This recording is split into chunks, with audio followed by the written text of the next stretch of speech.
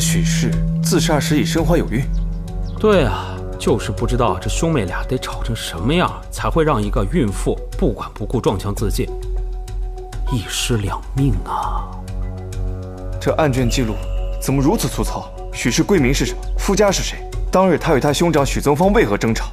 怎么都没有记录，就这样归档？昨天晚上我听郑有德说过，卷房以前发生过一场大火，旧案卷全部被烧光了。这些都是后补出来的。楚家祭拜的人里面有这个许氏吗？有，只要是楚家入殓过的、检验过的，楚家都会去祭拜，许氏就是其中之一。你该不会是想……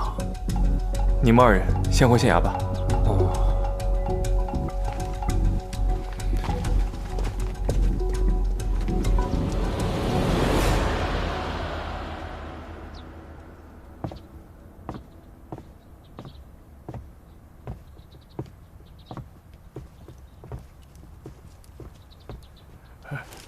这孩子，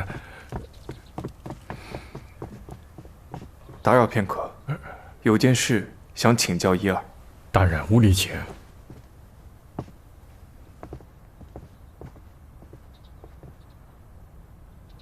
楚先生，这案卷是我着人从关岭县县衙调来的。据此案卷中说，楚先生是为此案死者料理遗体之人，你看看，可还有印象？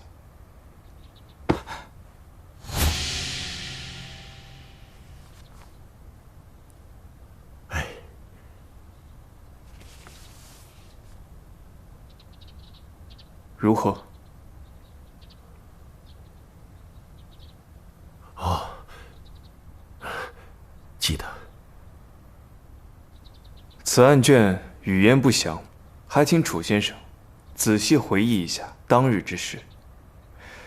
据案卷中说，死者许氏撞墙自尽时已怀有身孕，楚先生皆为他收尸入殓，想必应该有几分清楚，他当时已经怀了几个月的身孕。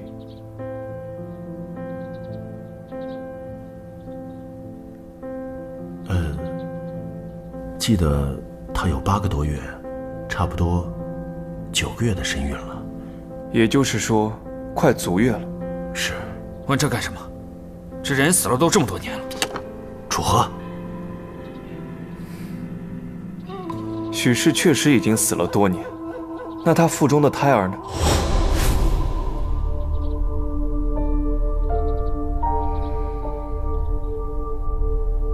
实不相瞒，我自长安第一次见到楚楚时，便十分欣赏她的技艺，有幸将她收于门下，便着人对她做了些了解。我那时便想不通，她究竟是什么样的身世，才会让养育她的人家宁可让她被私生野种这样的流言诽谤，都不肯用真相来替她辩白。直到今日，我看到这份案卷，才明白这户人家的用心良苦。楚楚不是什么野种，也不是什么从乱坟岗捡来的弃婴，她是你当日为许氏收尸时，从她尸骸中救出的孩子，也就是民间所谓的棺材子。楚楚，你别听他的，他都是胡编乱造的，都是假的。楚，跟爹出去。行了。瞒着不让人知道是一回事，扯谎骗人是另一码事。楚丫头，你也长大了，有些事情爷爷应该告诉你了。大人，楚丫头的确不是我儿的亲生女儿，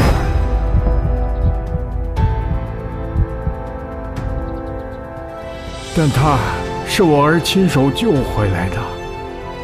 既然孩子已经救回来了，她就是我楚家的孙女儿。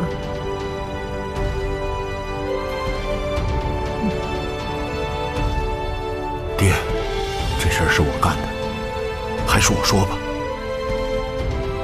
大人，爹，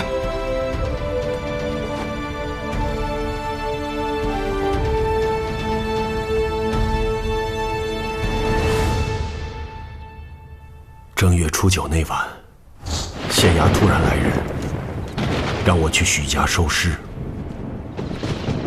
衙役说，县令大人都问清了，不用我再验尸。徐老爷的妹妹是自己撞墙死的。这年还没过完，许家嫌晦气，给钱让我把人拖走埋了。我看许氏前额确实有明显的撞伤，便也没多想。这许家凉薄，一卷草席就这么把人打发。我看他可怜，便打算找副棺材，好好安葬他。谁知道？怎么回事？怎么有个孩子？爹，你看，爹，他死了还没多久，怀孕也差不多足月了。我感觉这孩子，我觉得这孩子可能还有救，就想试试。没成想，还真救活了，是个女娃娃。这孩子还真是命大，一准有好福气。这是谁家的娘子啊？是许宗芳许老爷的妹妹。听说是因为夫家遭灾，全都死了，来投奔许老爷。许老爷和许夫人好像都不待见他，许家管家就给了我20几个钱，让我赶紧把人拖走，随便找个地方把他给埋了。要不我给许家送个信，让人把孩子接回去吧。送什么信儿啊？接什么接啊？一个死人在我们仵作家的棺材房里生的孩子，谁敢接呀？啊，对，爹说的是。爹，今日正月初9是天公生，这孩子这样都能活下来，兴许就是有老天爷在保佑呢。要不就先在咱家里留一留，待过了上元节，出了年下，我再慢慢跟许家说说。不管怎么说，也有许家一半的血脉嘛。再说许家家大业大，也不缺这点口粮，总有这孩子一条活路。哎，也是个可怜的人呐。行吧。等安葬好了许氏，过完了上元节，我再去许家的时候，才知道他们举家避祸去了。我也怕许家的祸事牵连到这孩子头上，虽不知许氏惹了什么事，可连许老爷那样的人家都招架不住要躲出去，更何况这么一个刚出生的孩子呢？